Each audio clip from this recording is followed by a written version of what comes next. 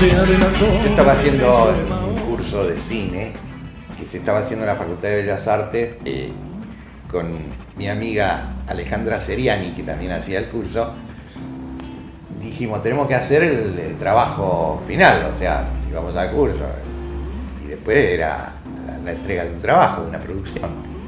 Entonces dije, bueno, podemos filmar a los recitales de Los Redondos. Entonces, bueno, conseguimos una cámara y allí empezamos a trabajar en eso. Entonces fuimos a ambos recitales.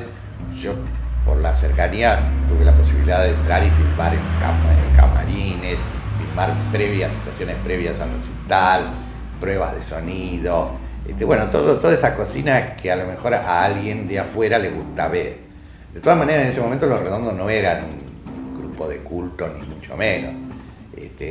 En esa época empezaban a tener bastante público y de hecho fue que se piensa en hacer un recital en Atenas, porque hasta entonces lo hacían en lugares bastante menos complicados, o sea, con menor capacidad. Entonces, bueno, se hace el de Atenas, se llena Atenas y pasa un tiempo y, bueno, por ahí piensan hacerlo ya en un lugar todavía más, un poco más, creo que un poco de mayor capacidad, que era el Polideportivo de Gimnasia. Y la idea fundamental era del film, digamos, era no centrar la cuestión alrededor de una banda de rock, sino del fenómeno que ocurría con el público. Entonces, hay muchas más tomas de público que del grupo tocando. El grupo tocando está acotado a algunas escenas, algunas tomas más o menos interesantes a lo que daba, pero después hay como una referencia bastante notable, digo, por lo menos era la intención, acerca de que el público eran realmente Los Redondos. Bueno, esa es una imagen que hice para un disco que en ese momento fue Un Bayón para el Ojo Idiota, un disco de Los Redondos, y que mucha gente decía por qué Los Redondos no aparecían en fotos en la tapa de los discos, como era lo habitual en los grupos de música popular.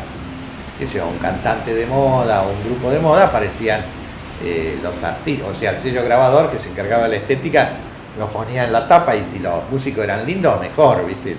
Era una imagen. En ese sentido, Los Redondos nunca aparecieron con sus caras reales en fotografía en los discos, excepto cuando yo los caricaturizaba.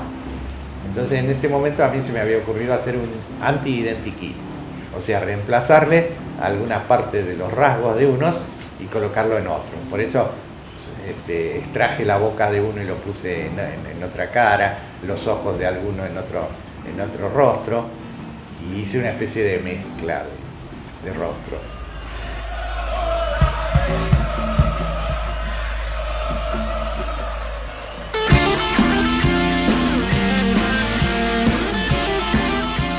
Por supuesto, ahí estaba toda la barra brava, y había una gran bandera de Gimnasia, sí, exactamente.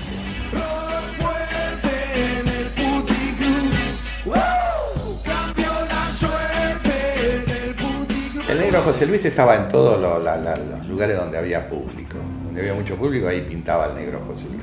A veces podía entrar, a veces no lo dejaban entrar, era así.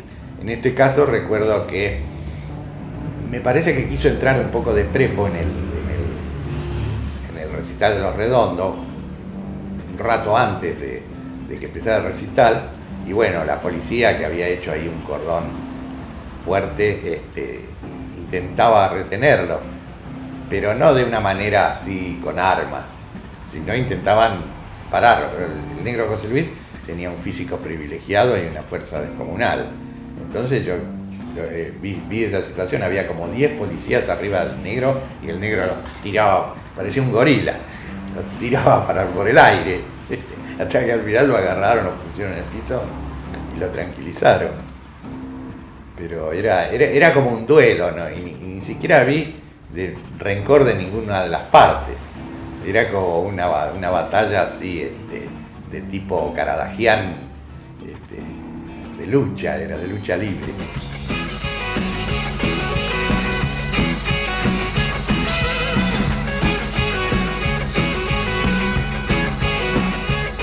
Y ya te digo, nosotros creíamos en la obra abierta. Yo supongo, como dije hace un rato, que si representa al negro José Luis, está bien, que así sea.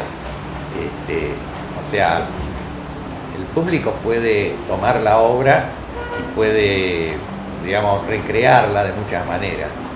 Y bueno, a lo mejor en algunos aspectos coincide con el hacedor de la obra.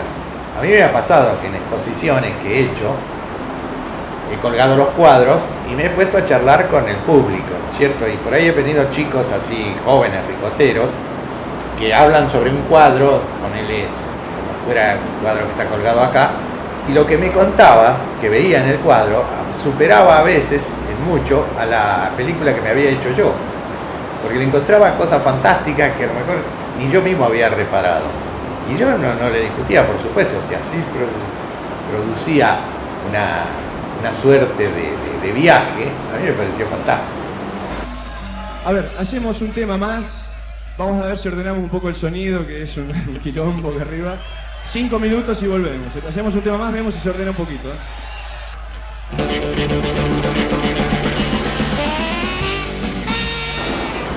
Nunca supe mucho de las afinidades de fútbol, tanto de la Negra como del CAI.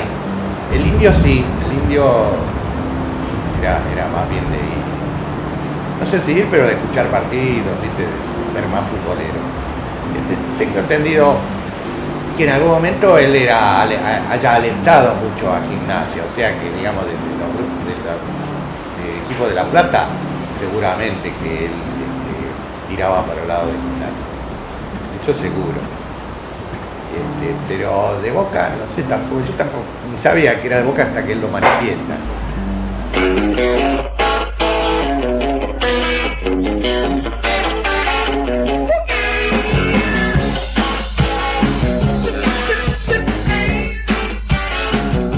En la época que los redondos empiezan a ser masivos, que empiezan a tocar en el club Obras Sanitarias, entonces cada vez que había un recital de los redondos ya ponían policía, se traían todas las tropas, era impresionante. Es ahí donde pasa el asunto Bulacio. Incluso la noche de Bulacio, yo me fui al recital, no con la intención de trabajar en el recital. Yo había estampado unas remeras, la primera remera estampada de los redondos, y me había puesto un puesto cerca del recital para venderla. Vino la policía, me levantó con toda la remera y me llevaron a dar una vuelta y me convencieron de que tenía que dejar no sé cuántas remeras para la comisaría.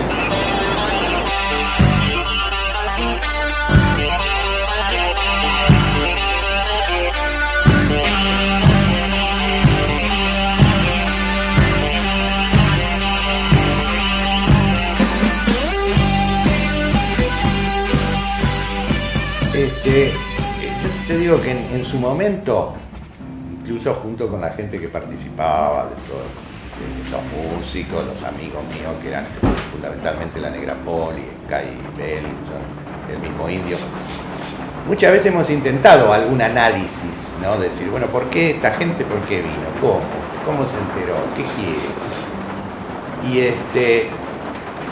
Y en principio había muchas teorías abundantes de todo tipo, ¿no? Te vienen porque, bueno, creen que el rock va a venir por este lado, o que esto, que lo otro. Incluso mucha de la gente esa que era adicta a Patricio Rey desde los primeros tiempos, o sea que tenía como cierto vuelo intelectual, algunos intentaban como decir, pero esta gente no entiende las letras ni nada, ¿cómo puede venir, no?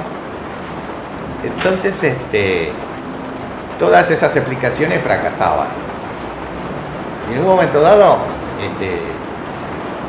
yo creo que todos decidimos dejar de pensar en explicarlo, porque realmente no había algo a que aferrarse.